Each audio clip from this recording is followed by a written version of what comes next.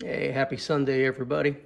It is Sunday evening, the 16th of July, 2023. I figured I'd do a layout update. Actually been working out here quite a bit today, a little bit on and off. So I built this bridge.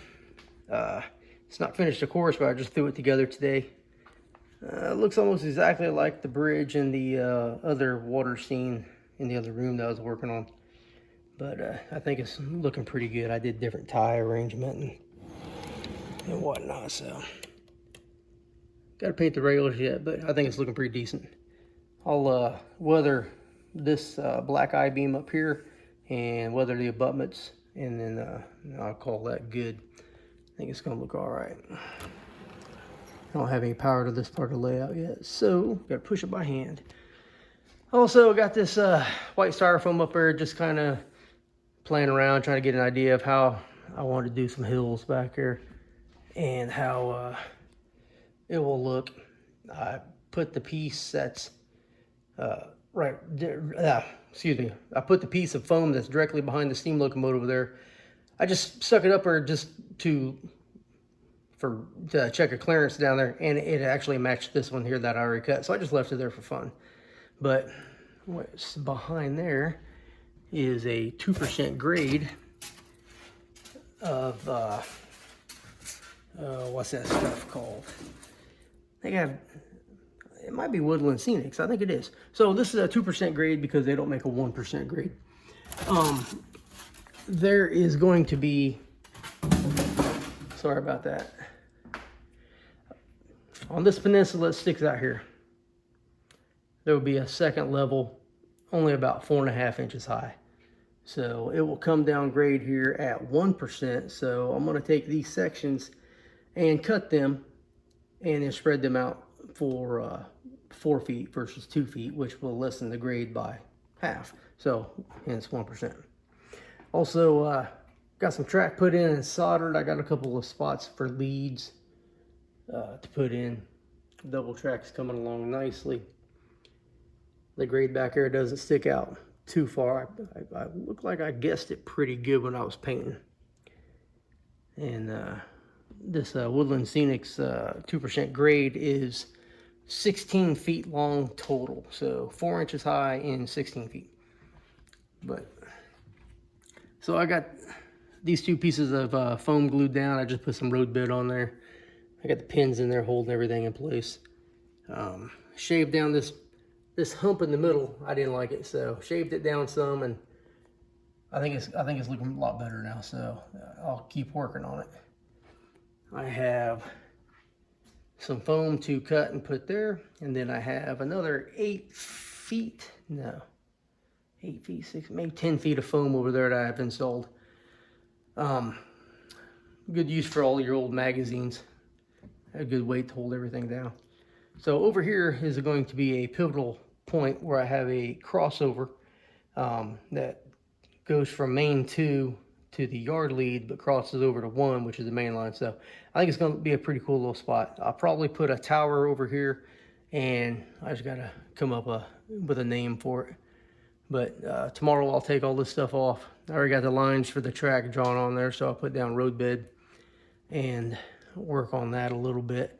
And then probably once I get the road bed down, I'll paint and then put some track down. So the immediate goal is to complete this portion of the layout right here that I just put the foam down. There's a huge curve that comes through here and then goes over to the portion with the yard on it. So next week, well, I guess this week, I'll be working on cutting down the legs so we can match up with this piece right here above the trash can. And then I'll work on putting the foam in, cutting the curves for the corners and all that. I also drew the lines for 2 yard tracks, which have now morphed into 3 yard tracks, roughly on the left and right side of this 6-foot yardstick. Well, I guess it's not a yardstick since it's so a double meter stick, maybe a double yardstick, we'll call it that. So I got some 36-inch radius curve snap track up there. I just kind of put together and, you know, trying to plan out my little S curve around there. But these 3 tracks are going to be pretty long, about 20 feet each. And I don't really know if I got enough track for that right now. But you can kind of see where I got them drawn on there. The lights are out on this side, so it's hard to see anything through here. But you can kind of see it right there. Let's see. There's one there, one there.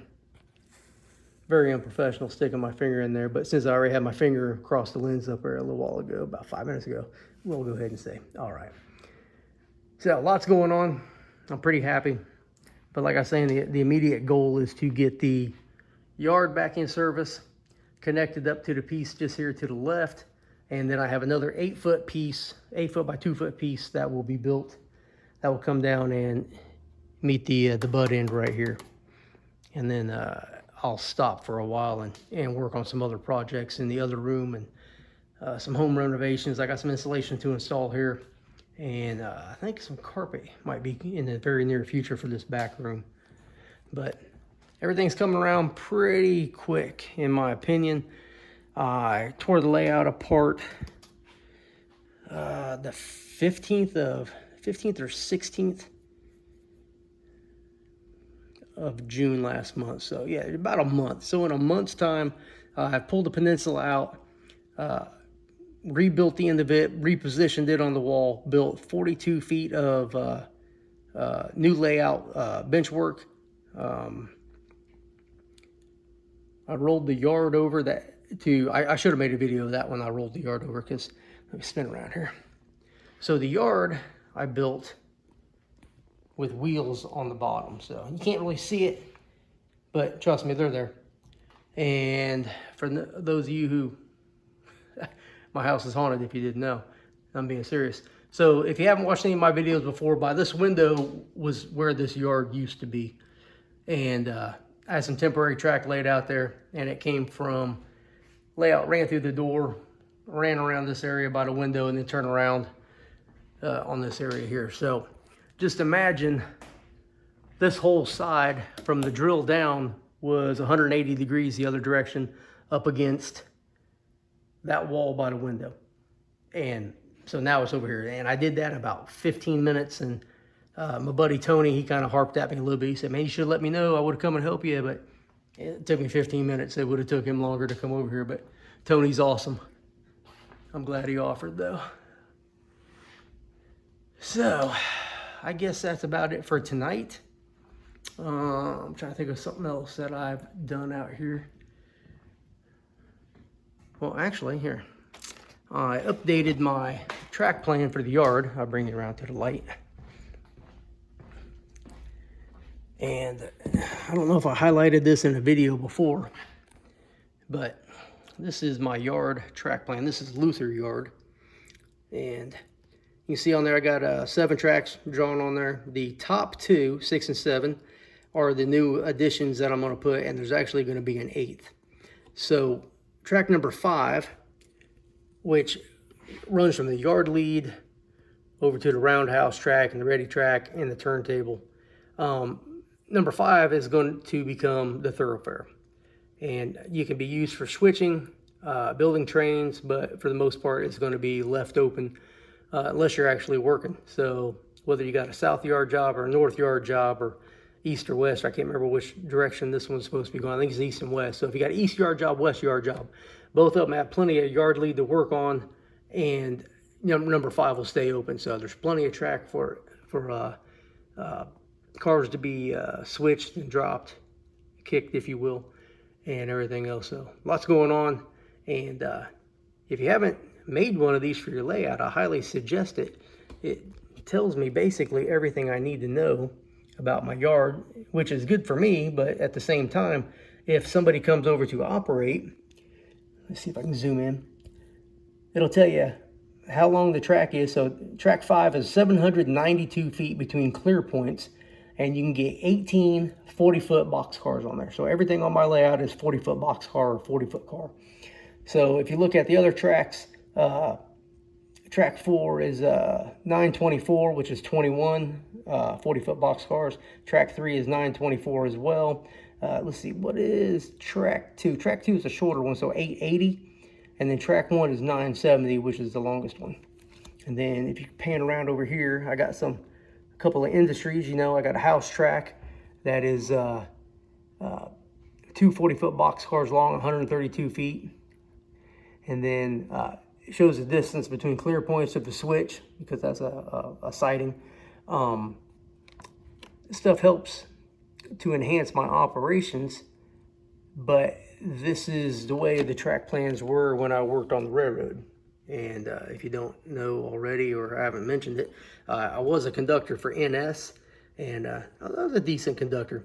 But a lot of the stuff that I'm doing now is based on that, like clear points. I never thought about clear points before and all that. So the way we marked them around here on the Piedmont division was with a green tie. Other places it might be a white spot on the rail or a yellow spot on the rail. Every railroad is probably different. So you can make up what you want. You use a white tie, orange tie. You know, a lot of these track plans, when I looked at them before I go work in industry, they tell you where the gate's at. They tell you where the derail's at, and, you know, whether it's a derail or a split rail, and a lot of information on there. So I tried to mirror that with my track plan here, and I like it. I like it a lot. So I'll let you go. I've rambled for 11.5 minutes. If you watched this whole video, thank you. Like and subscribe if you haven't done so already. Please leave some comments if you want. I greatly appreciate constructive criticism. You know, that's good for growing as a person. So drop me a line. If nothing else, at least like the video. I guess my videos aren't really hitting the algorithm, and I'm not getting the views that I used to get. So, hey, help me out a little bit. I appreciate you. Trains aren't cheap. I'm trying to make some money on this someday. Thank you very much. Y'all have a great day.